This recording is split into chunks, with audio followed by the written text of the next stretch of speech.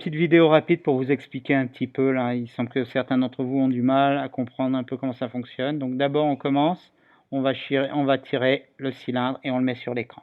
D'accord? Et après on vous dit sur l'axe Z, l'axe Z c'est la hauteur et on vous dit qu'il doit faire 3 mm de haut. Donc on prend le haut et on descend juste à 3 mm. On ne se casse pas la tête. Ok, bah écoute c'est tout. On ne vous en demande pas plus. Allez, suivant.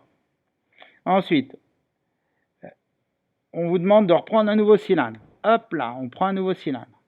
OK. Hold down Shift. On appuie sur la touche Shift et en fait, on va la réduire à un diamètre de 3 mm. Pourquoi on appuie sur la touche Shift? Parce que là, si j'appuie pas sur la touche Shift, je vais déformer mon cercle. Mais là, c'est proportionnel. Allez, 3 mm. Hop là, je fais jusqu'à 3 mm. OK, c'est bon. 3 mm.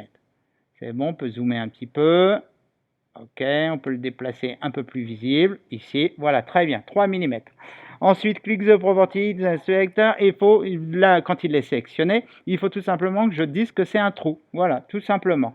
Ensuite, ils me disent de copier, dupliquer l'original. Donc, il est sélectionné. Je le duplique, tout simplement. Ici, il s'écrit dupliquer. Voilà.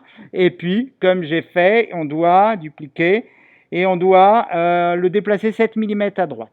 Pour le déplacer 7 mm à droite, regardez là, Snap Grid c'est 1 mm. C'est-à-dire chaque fois que je vais utiliser les flèches de mon clavier, vous savez les flèches droite, gauche, haut, bas, et je vais faire un coup à droite, ça va le déplacer 7 mm à droite, 1 mm à droite. Donc là pour le déplacer, si ça déplace 1 mm et que je dois le déplacer de 7 mm, il faut que j'appuie 7 fois. 1, 2, 3, 4, 5, 6 et 7. Voilà, il est séparé de 7 mm. Jusque là, il n'y a pas de problème. Ensuite, ok, pas de problème, donc j'appuie sur celui-là. Alignement, et je vais les centrer. Pour centrer, on va les centrer partout. On le centre dans l'axe Y, j'attends, voilà, ça y est, c'est centré. On le centre dans l'axe X, et puis dans la hauteur, je pense qu'on s'en fout, parce que de toute façon, il fait la bonne hauteur, donc il n'y a pas de problème. Et là, après, tout simplement, quand j'ai fait ça, je groupe tout. Et voilà, ça m'a fait les trous. Et puis, grosso modo, c'est fini. Normalement, and rotate. Hein?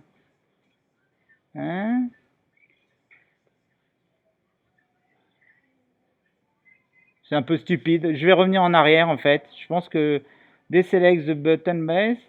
Hein?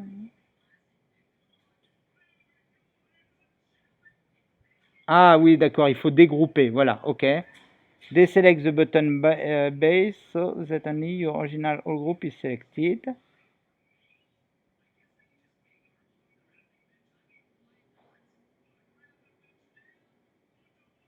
Ok. Est-ce que je peux sélectionner que mes trous? Non, je ne peux pas sélectionner que mes trous. Donc c'est un peu stupide ça. Hop là, je reviens en arrière, j'annule. J'annule tout simplement, vous savez, à un moment donné, j'ai groupé. Donc qu'on avait fait à ce groupe-là, et ben je vais le dupliquer. D'accord? Ce groupe-là, je le duplique. Ça va être beaucoup plus simple comme ça. Voilà, il est dupliqué, il est copié. Et là, je vais le tourner avec ça, je vais le tourner à 90 degrés. Je vais jusqu'à 90. Hop là, allez, déplace ça, 90. Voilà.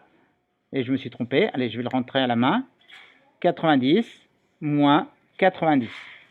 Et je valide. Voilà, c'est 90. Et maintenant, je recommence et je sélectionne absolument tout. Ça sera beaucoup plus facile. OK. Je sélectionne absolument tout. Et j'utilise l'outil alignement. Et on remet tout. Ça, on se met au milieu. Ça, on se met... Mince, qu'est-ce qui s'est passé? Je recommence, j'ai tout perdu. OK. Je reprends l'outil alignement. Mes trous. Normalement, on attend un peu. Et voilà, ça fait les trous. Et c'est fini. Voilà, pas plus compliqué que ça.